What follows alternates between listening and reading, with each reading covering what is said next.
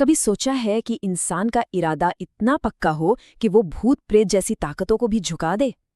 आज हम एक ऐसी ही कहानी सुनने वाले हैं, चौधरी हरीराम और उनके 3 बेटों की। ये कहानी सिर्फ जमीन जायदाद के बंटवारे की नहीं है, बल्कि सपनों और उसूलों के टकराव की भी है। तो चलिए इस मजेदार कहानी की एक एक परत खोलते हैं। तो कहानी में जो असली लड़ाई थी ना, वो यहीं से शुरू होती है। 2 भाई शमशेर और करमचंद के लिए शहर का रुतबा, व्यापार और चकाचौंध ही सब कुछ था। वो उधर खिंचे चले जा रहे थे। और दूसरी तरफ था सबसे छोटा भाई रामफल, जिसका मानना था कि भाई असली सोना तो खेत की मिट्टी ही है। ये कोई छोटी मोटी बहस नहीं थी, ये सोच का एक ऐसा फर्क था जो पूरे परिवार को तोड़ने वाला था।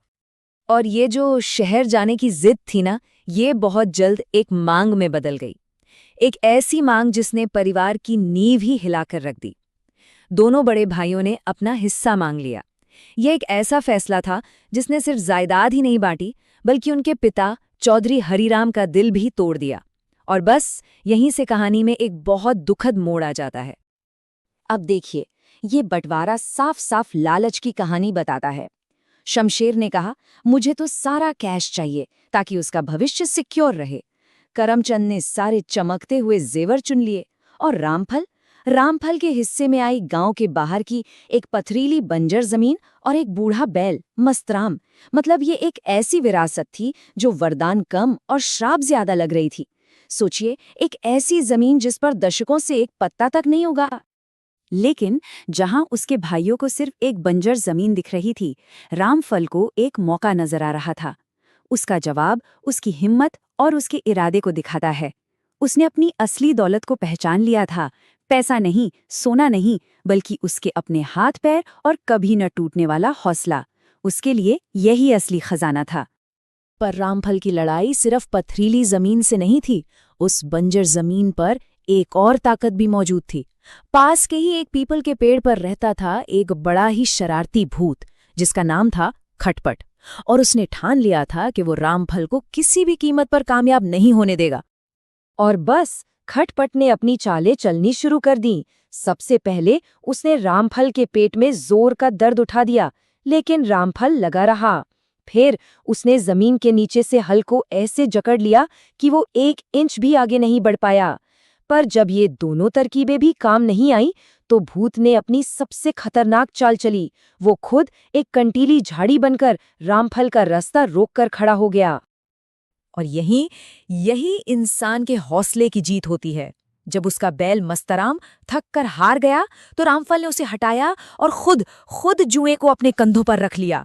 उसने ऐसी जोरदार हुंकार भरी और अपनी पूरी ताकत झोंक दी। इतनी ताकत कि भूत की जादुई पकड़ भी ढीली पड़ गई और हल जमीन का सीना चीरता हुआ आगे बढ़ गया।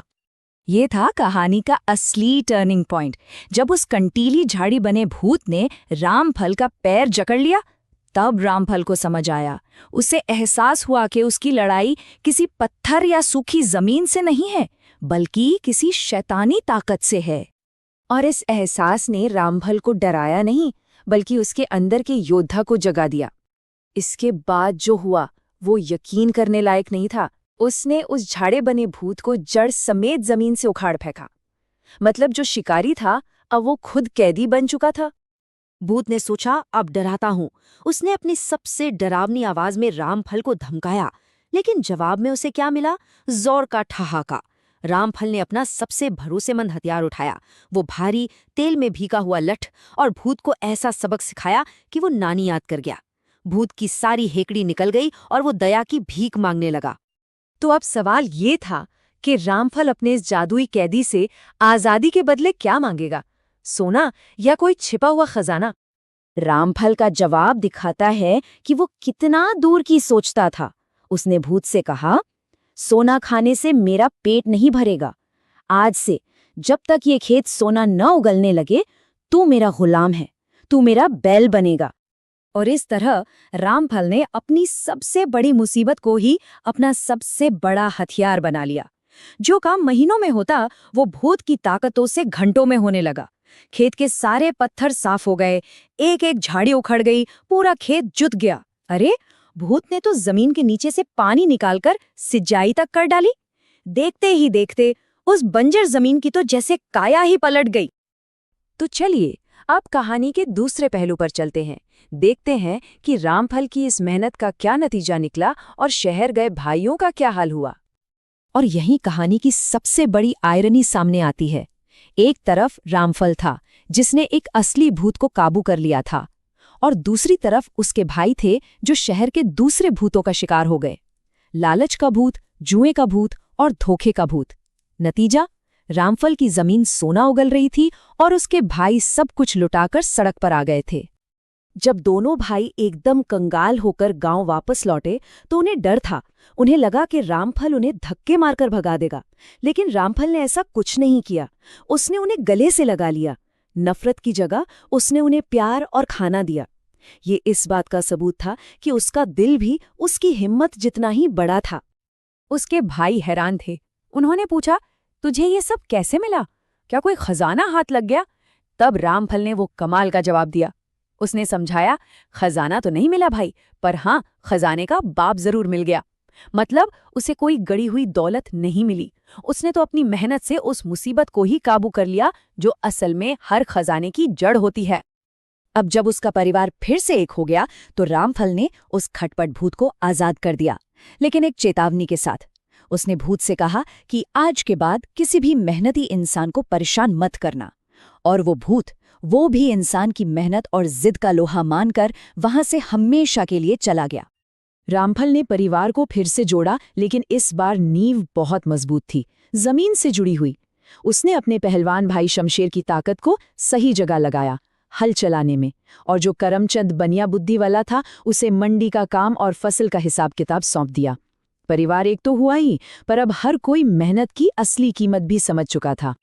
तो आखिर ये कहानी हमें सच्ची दौलत के बारे में क्या सिखाती है? यही कि असली दौलत बैंक में रखे पैसे या तिजोरी में बंद गहनों में नहीं होती। वो तो हमारे अंदर होती है, हमारे पक्के इरादों में, हमारे अपने हाथों की ताकत में और परिवार की एकता में। रामफल की कहानी इसी बात का सबसे बड़ा सबूत है। और आखिर में ये कहानी हमें एक बहुत जरूरी सवाल के साथ छोड़ जाती है। रामफल का लठ तो लकड़ी का था, पर उसकी असली ताकत उसके इरादे में थी। हम सबकी जिंदगी में भी कोई ना कोई भूत यानी कोई ना कोई मुसीबत होती है। तो सवाल ये है कि हमारी मेहनत और हिम्मत का लठ किस मुसीबत को घुटनों पर ला सकता है? इस पर सोचिएगा।